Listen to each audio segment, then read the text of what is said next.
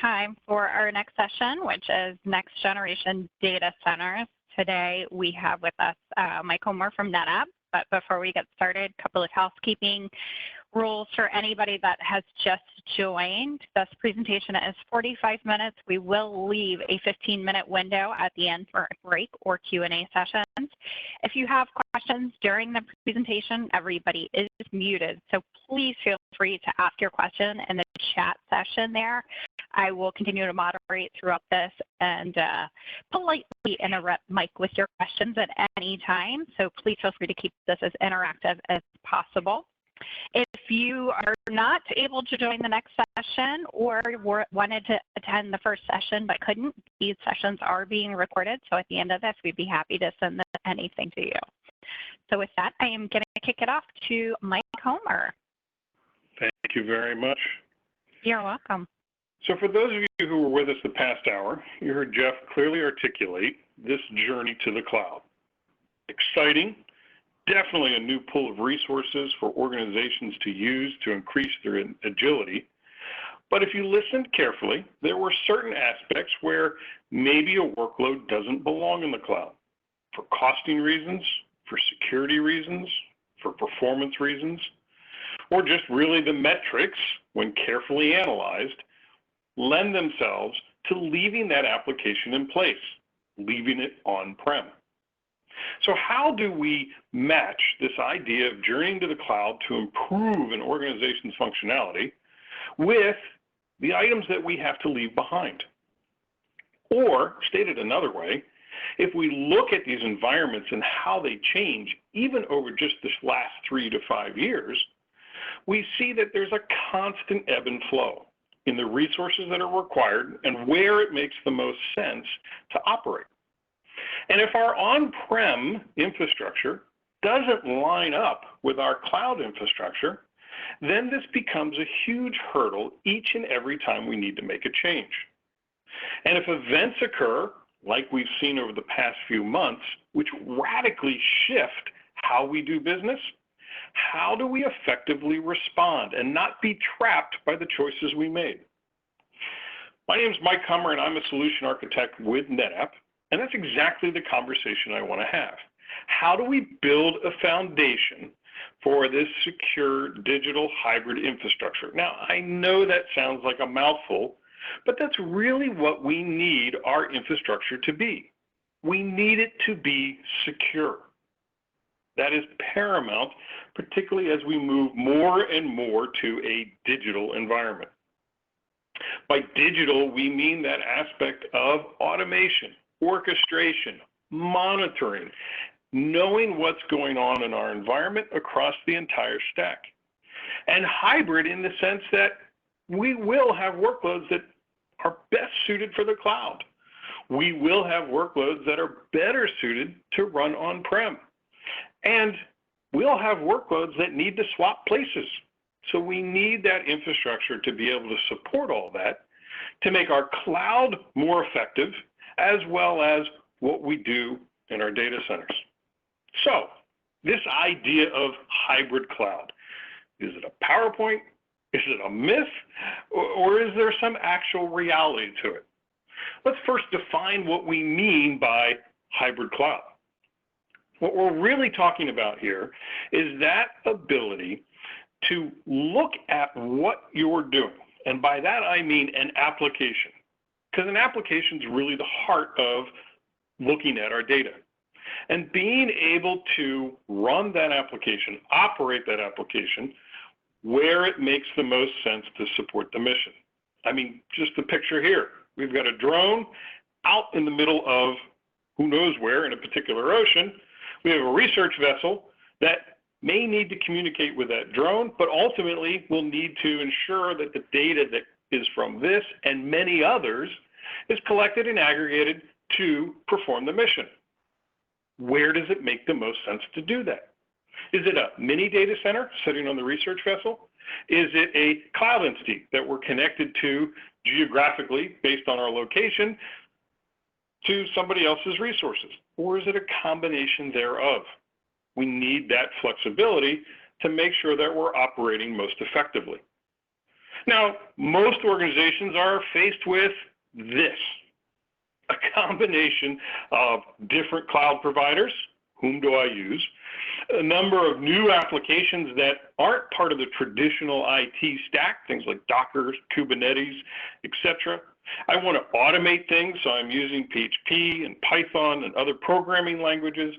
And I've got a multitude of different locations that I need to operate in. That might be an edge device, it might be a traditional data center, it might be a remote office, it might be a main campus. And scattered through all of this is that need for security. So rather than talk about this mess, let's kind of simplify this into its essence. As I mentioned before, we're really talking about an application. That's the heart of our interaction with anything we do. That application is really there to interact with our data. And again, from a NOAA perspective, that is what you do fantastically. I loved the 50th anniversary poster that was put out that just gives you an idea of the breadth of information that your organization collects across a wide swath of different activities. This is used to shape policy. This is used to manage resources. This is used for scientific discovery. And those applications are key at looking at that data. But that application can't do anything if it doesn't have data to act upon. So I need to carefully consider many of the points that Jeff pointed out, where that data gets collected, what the cost is to hold that data, what performance is that I need out of that data. So understanding the metrics that go around where that data lives and how it gets connected to the application. If we have that discussion of, do I do this in the cloud or we do this on-prem?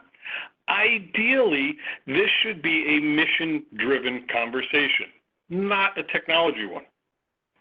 I should be able to look at the business metrics associated with it and make the choice that is best suited for where I run the application as well as where I hold the data.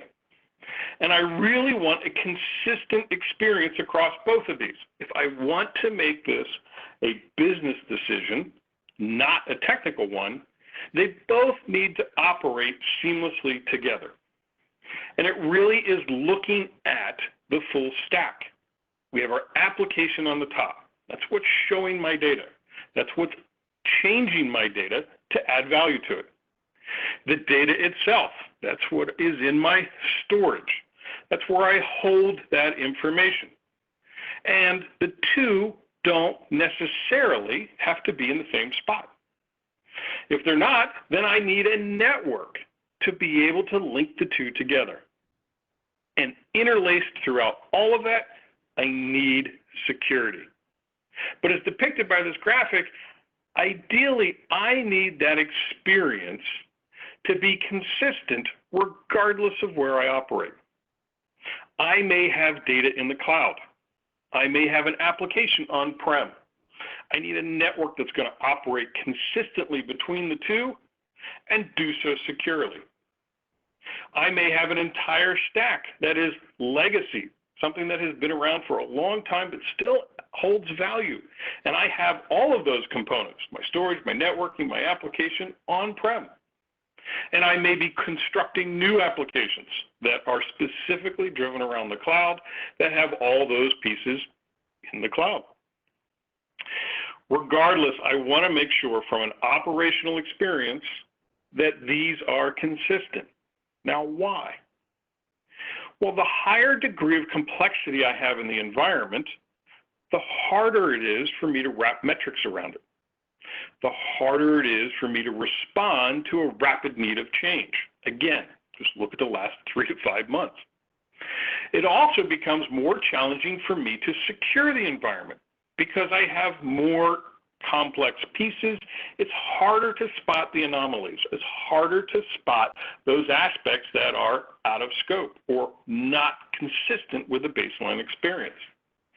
So by adding that consistency, I not only make my operations easier, but I also make things like securing the environment, adding orchestration and automation, getting good telemetry or metrics or analytics across both environments in a combined aspect a lot easier to do.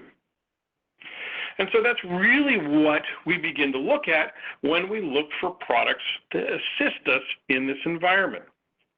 Here's a smattering of different things that are in the NetApp and Cisco portfolio, but more importantly is the aspect that they bridge both on-prem and public cloud. So at the application level, whether it's how I package that application so that I can move it within a data center or to a cloud or between clouds, and then being able to look at the metrics behind that application and what other services it touches, what other interdependencies does it have, what does it need from a resource perspective. If I can draw that correlation both in the cloud and on-premise, I can make more informed decisions. From a security perspective, I really don't want to have to manage multiple user sets. I don't want to have to create different security policies depending on where you operate. I should be able to set organizationally wide security policies and have them enforced regardless of where the teams need to operate. Security shouldn't be in the way so much as it should be protecting and be almost behind the scenes so that it gets out of the way of scientists doing their job, but yet still protects the information that they are creating and they are working with. And again, that's mattering of products, being able to look at traffic flows, whether they are on-premise, in the cloud, or moving between both. Being able to manage user credentials so that a single login can be used regardless of where they're accessing those resources. Securing the endpoints. Securing traffic that flows and data that comes in, looking for Trojans and other malware that's hiding in the environment. Being consistent across the location of where we operate. At that networking layer, software-defined networking is certainly a buzzword, but what does it really mean? It means that, hey, this networking stuff can be complex.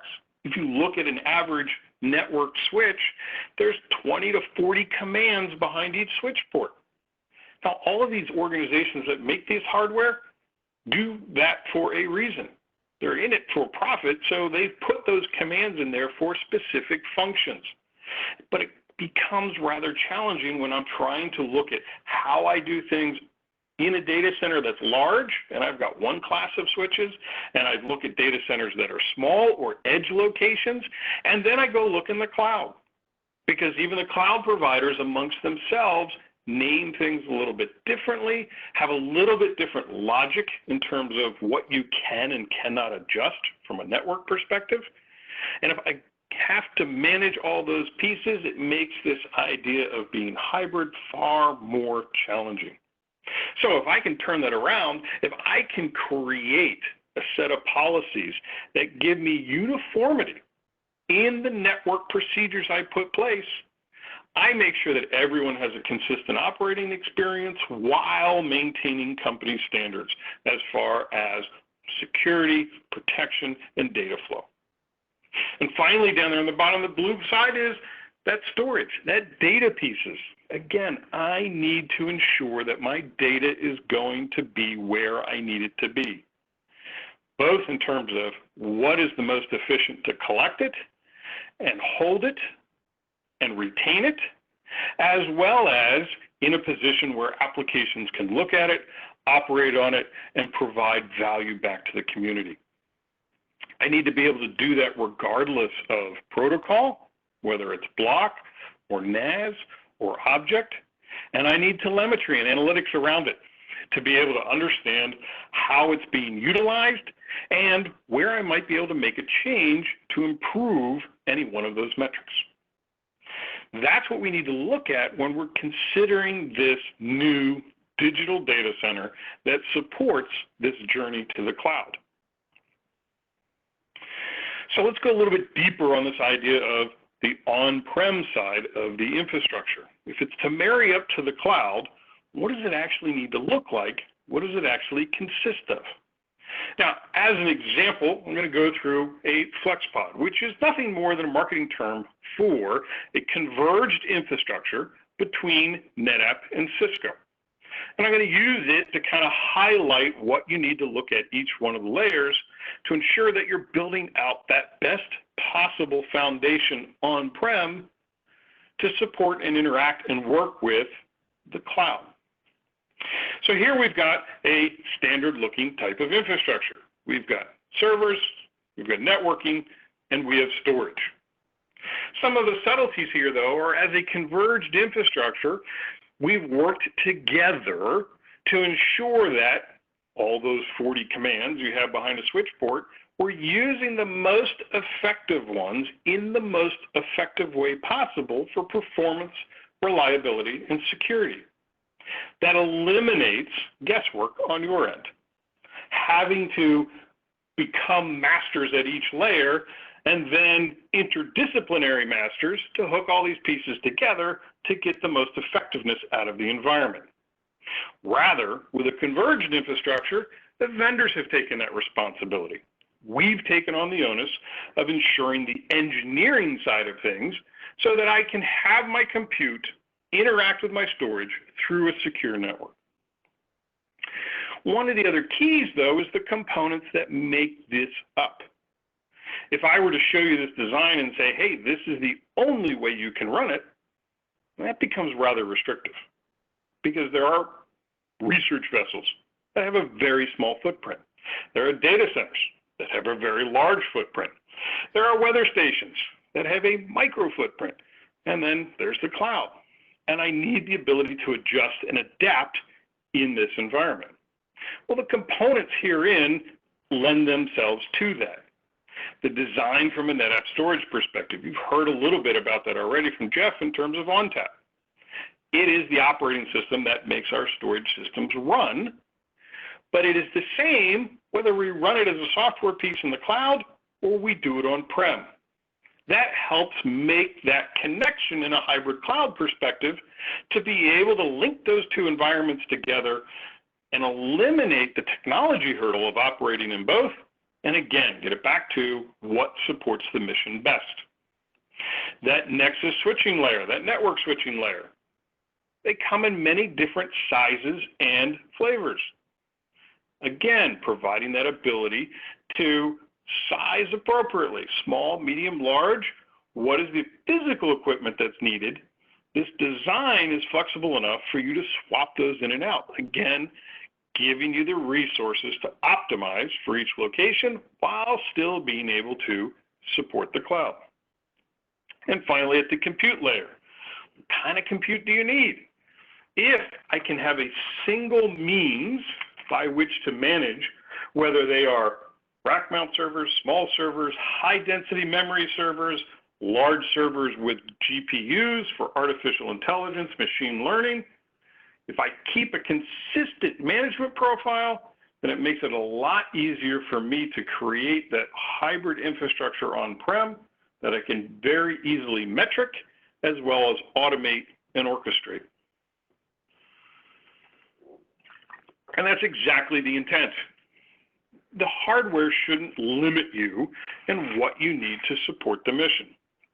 It should be able to mix and match and provide the pieces required to support the applications in the environment that they're operating.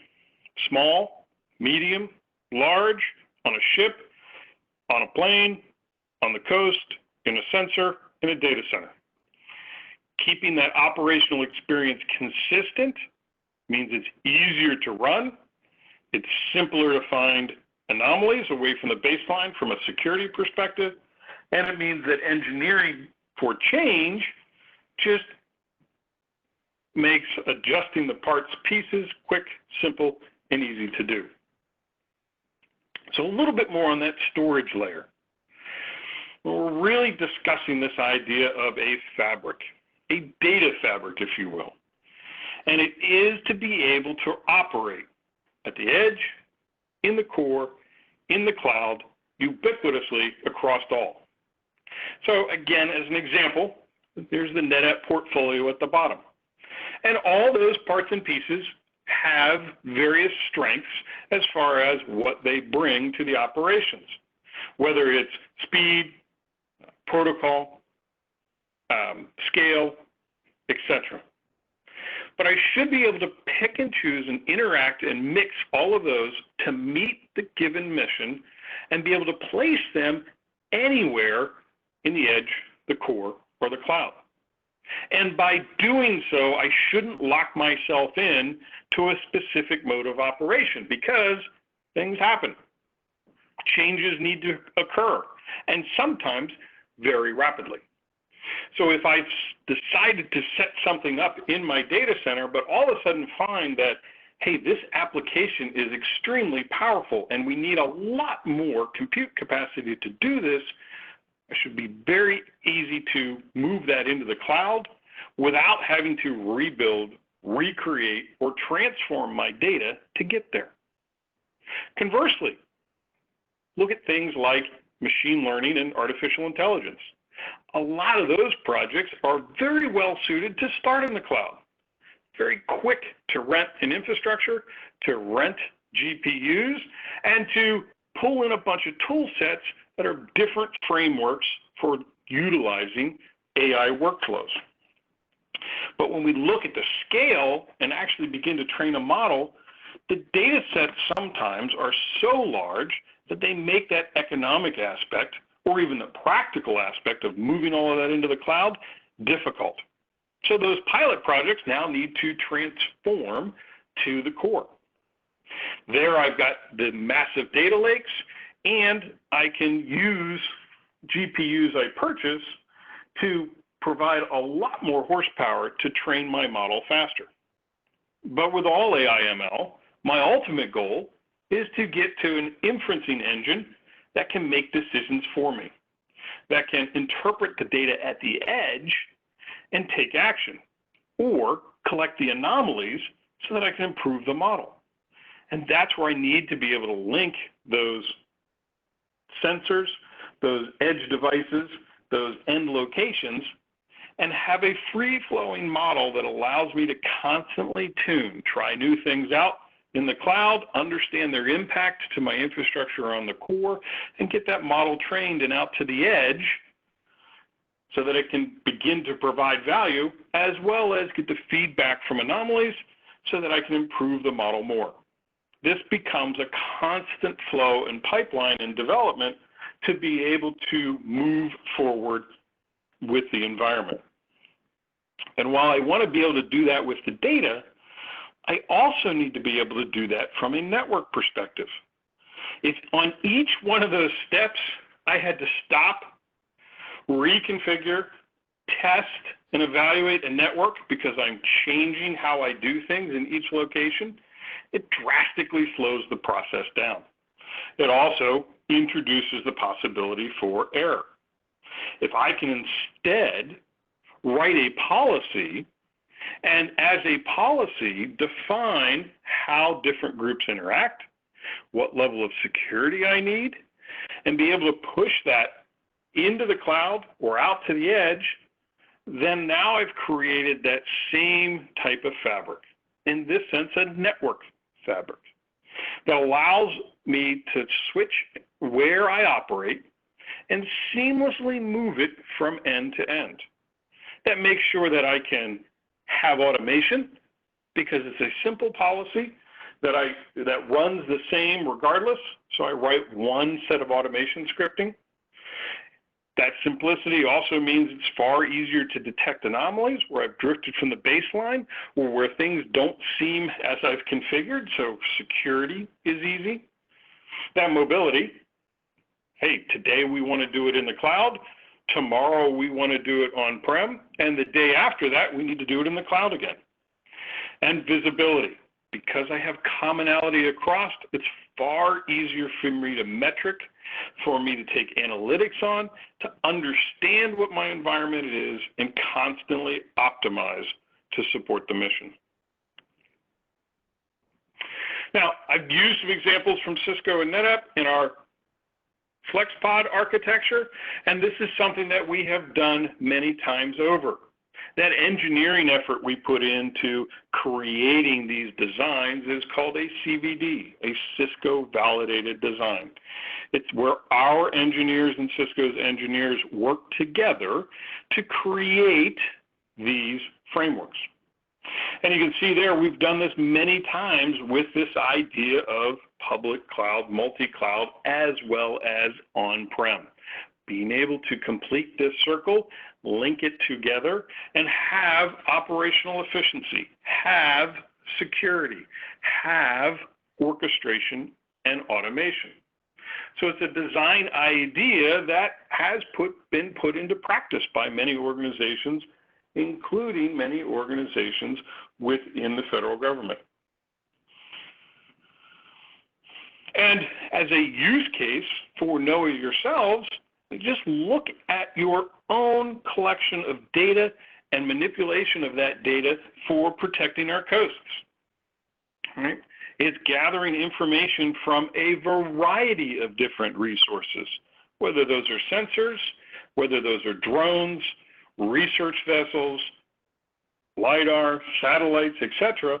You're gathering all this information and putting it to a data center where you can make decisions on what that data means. Again, from a resource management perspective, from a policy perspective, or a scientific discovery perspective. This is a fabric. This is a fabric of collecting data and getting it to a central location to process it. Now, is that central location in the cloud, on-prem, at the edge? The answer is probably yes, a combination thereof. And that's what you need as far as a digital, secure, hybrid infrastructure. You need it to be able to support wherever the requirement is, not dictate how things get done in the field, because this is all the technology can do. With all these pieces running around, as Jeff mentioned, it's very important to understand what's going on. I need to wrap some control around this chaos. I need to be able to have metrics that allow me to have an intelligent conversation and an intelligent understanding of what's occurring. So I need to be able to very easily move applications in and out of the cloud. I need to be able to wrap them up, securely put them out there, and use the tools that make the most sense. Do I let the application move the data? Do I let the storage system move the data? Do I put the data directly into the cloud? Or, as depicted here, do I put the data near the cloud? By putting the data near the cloud, I get to use all the compute resources, but I get to hold on to that data from a security perspective, from a sovereignty perspective, from a general bandwidth and utilization perspective. If you think about a specific analytic, something that is going to go in and look at imagery, well, there may be different analytics from different cloud providers that provide different answers. However, I want to apply it to the same data set. Do I copy that data set 2 and 3 times? Or do I keep a common data set and point the analytics at them? Kind of depends on the size of that data set. If it's very small, it might be feasible, again, doing the proper metricing and understanding to put that into each of those various clouds. But if that data set is very large, or that data set is very dynamic, constantly changing, having to spread it across multiple entities could become challenging, could become cost prohibitive. So being able to put it near the cloud, but have the option to use those analytics, use those compute from the cloud, means that I can triple my effectiveness because I'm using a single data set, but leveraging it 2 and 3 times across multiple analytics. Making all of this orchestration simple, automated, and at the push of a button is what makes this usable in supporting the mission. We also need to worry about security. And here's where, again, we take a little bit different view as we become more and more digital. The old security philosophy was kind of a castle and a moat. Hey, I've got a drawbridge, I've got a single point of entry, but once you're inside the castle, I'll assume you're good and allow you to access whatever you want. That has now changed to this idea of zero trust, which, as the name implies, I don't trust anybody. It doesn't matter where you came from, how you got in, I'm still going to verify you every step along the way. This is changing from authenticating the individual to protecting the data. It's a data-centric viewpoint. And I begin by classifying my data. Hey, what are the most critical assets?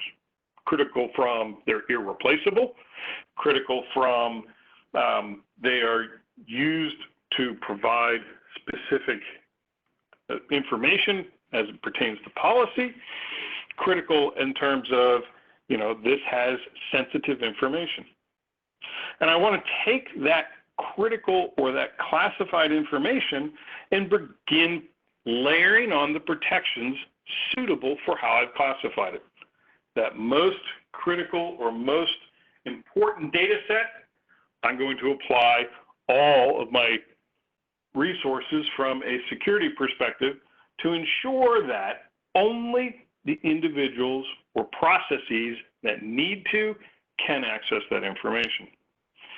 That makes sure that I am protecting the most valuable pieces first, rather than trying to wrap my arms around everything in the environment at the same level of protection and being spread too thin and leaving holes. I want to make sure that I've got an architecture that supports that exact idea. So being able to Mike, I do have a question. I'm sorry. Sure. I was trying to unmute myself. So what are the best first steps in moving forward with a zero trust model? Excellent question. As I mentioned in the last slide, actually go back here, that center column, managing toxic data, really just means I need to understand what it is I'm trying to protect. That is step one. Classify your information and make sure then that you move that information into common buckets, common areas. Used to be a term, and it still is, around secure multi-tenancy. Well, just as that name implies, I've got multiple tenants. In a zero trust environment, I have multiple data types. I've got multiple data classifications. And I'm going to apply different degrees and levels of security per what that data is. So as you see here, we've got a couple spheres, that bluer one in the bottom that says data. It's a microcore. It's microsegmentation. That's what I'm trying to protect. That's my most critical data. So once I've classified it, I'm going to organize it and then begin deciding upon and layering in those security parameters to protect that data. And I'm going to start with that most critical one. I'm also going to make sure that I have the appropriate monitoring in place to look for behaviors. I need to establish what the baseline is and then begin to look for anomalies. Hey, are there all of a sudden far more reads and writes? Maybe there's a ransomware attack going on. Hey, is somebody copying out tons of this data? Maybe I've got a breach, right? But I need to organize my data first so that I can understand the behavior and then begin to metric against that. And some of the designs that I've showed you, we've actually helped establish that end to end, because in addition to looking at the storage layer, I also want to be looking at the network layer, and I want to be looking at what's happening on the compute side. So that's step 1 and 2 of being able to define that. And similar to what Jeff said, if we can get that contact information, I can share a number of other resources that kind of walk through, 6 to 10 steps to take philosophically for how to implement zero trust. Perfect. Thank you so much for that response. And anybody that's on the line, please feel free to ask your questions in the Q&A session. And we also have the 15-minute break at the end with Q&A as well. So please make this as interactive as possible. Excellent. So security, though, is similar to the cloud. Hey, I'm going to do something in the cloud. Well, there's a lot of things you can do in the cloud, so that's a very broad definition. Likewise with security. There's a number of different aspects. Some of it physical, some of it logical, some of it data at rest, some of it data in motion, access credentials, etc. And so here's just a smattering of some of the things that you want to consider from a security perspective. And while it does seem like a daunting list, remember, you've got security teams who focus on this. And you have the vendors ourselves who provide a plethora of tools to allow you to meet those requirements that you're trying to do. So whether it is credential-based, so that multi-factor authentication, or audit logging, being able to see what folks are doing, being able to encrypt the information.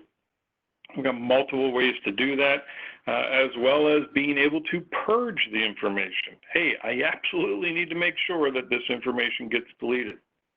Protecting against things like ransomware, so being able to not only detect it and remediate it, but also being able to have tools in place that potentially prevent it in the first place, as well as meeting all the various criteria that are required, through the various government agencies, and making sure that the infrastructure supports that. Being able to make that data immutable. Hey, read it once, or write once, read many. And as we already mentioned, kind of this idea of segmentation, secure multi-tenancy. But the devices themselves, making sure that the updates that you're providing to that infrastructure, again, whether it's on-prem or in the cloud, are indeed from the vendor themselves and not some malware trying to insert itself in the middle.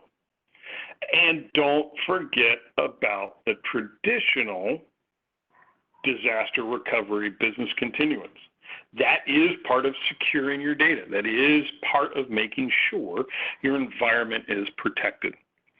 So all of these tool sets are things that you need to also take into account as you begin to move in enhancing your on-prem data center as well as what you do in the cloud.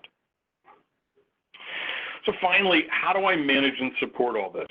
Keep talking about metrics. We keep talking about having analytics and data about what our data and what our infrastructure is doing.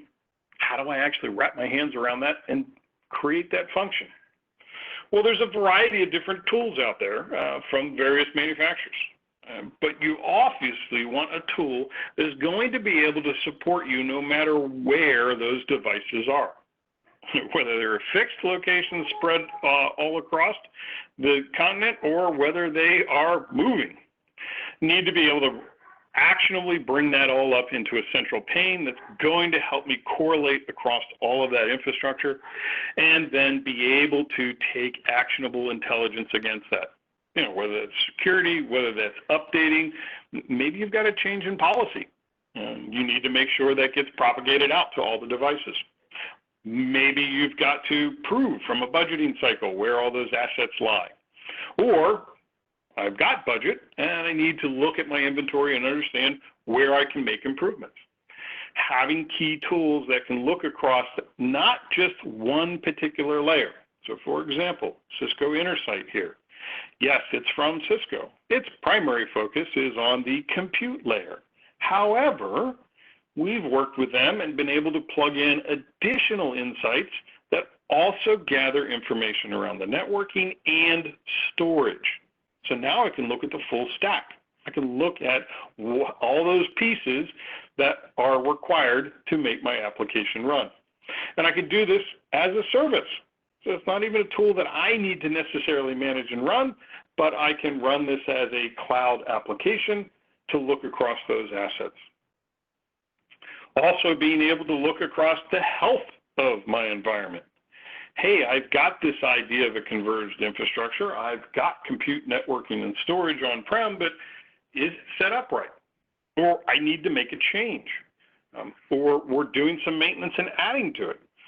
How do I make sure that all these wonderful best practices are actually being followed and have actually being implemented? If I've got one in a data center, not so challenging. If I have 200 to 300, some large, some small, some on ships, some on planes, some on small edge locations, some in large data centers, how do I wrap my arms around that? So again, being able to take these tools, as you can see here as a screenshot from NetApp's Converged System Advisor, are breaking down the various layers: storage, compute, networking, and the hypervisor, so that not only can I see are those pieces connected and properly interacting, but from a troubleshooting perspective, narrow my field of focus and quickly hone in on what the issue might be so that I can resolve it. Mike, and we do have a question before you move on. Sure. Can you give an example of the kind of information Cisco Intersight provides, especially in regards to the networking? So this is being able to gather information across the full stack. So Cisco Intersight, from a networking perspective, is going to be able to just kind of highlight where your equipment's at and what state it's in, and then allow you to very easily move into an element manager should you make changes. It would just be one of many tools that you can provide. So really the question comes back to, what information do you need to see on your networking? That may be through Cisco Intersight, but it may be through other Cisco tools, depending upon what your viewpoint is.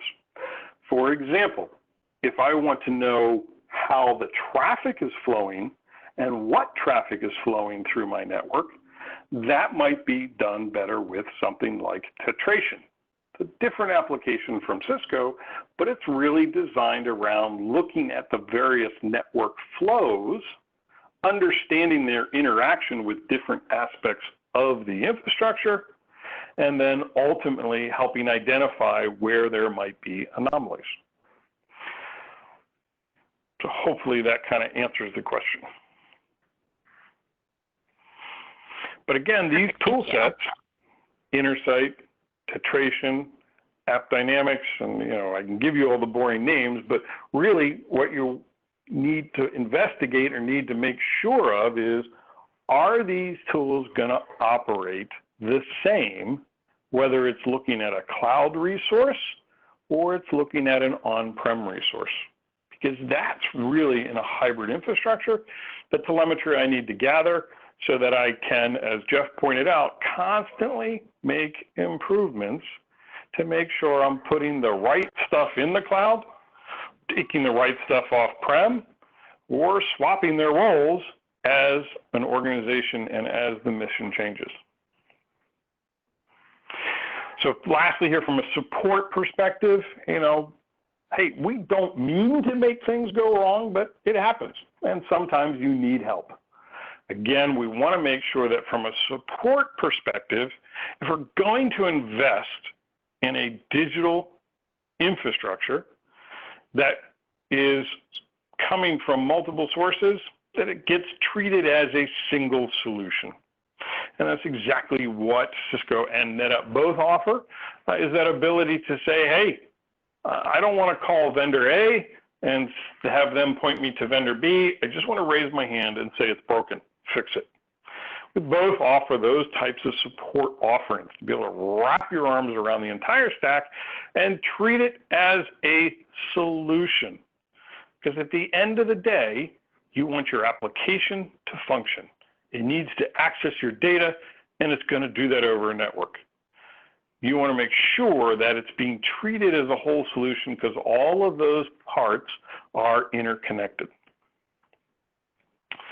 From a NetApp side of things, that's exactly what we're going to help do, right? Take the burden off of you from having to make a number of different phone calls, constantly pass information back and forth, and instead work directly with you and the other vendors behind the scenes to just get the problem solved so that you can get back to looking at your overall infrastructure and running your applications. Now, there are a number of other things we do a little bit more specific to FlexPod itself, but really it's, again, to highlight what you need that on-prem solution to do.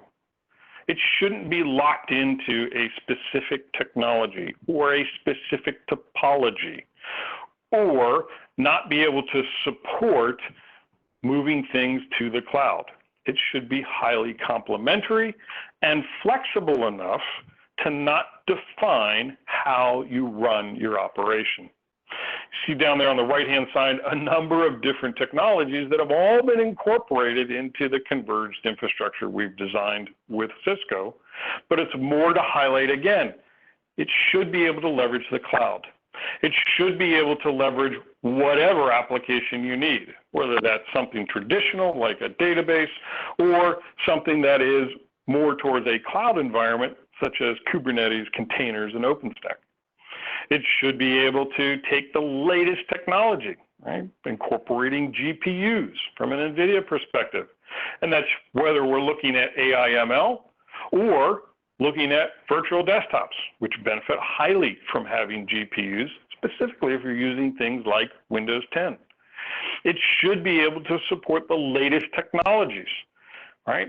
There are definitely sub-organizations and specific missions that require as much speed as possible because of the volume of data or because of how near real time they need to be able to come up with decisions.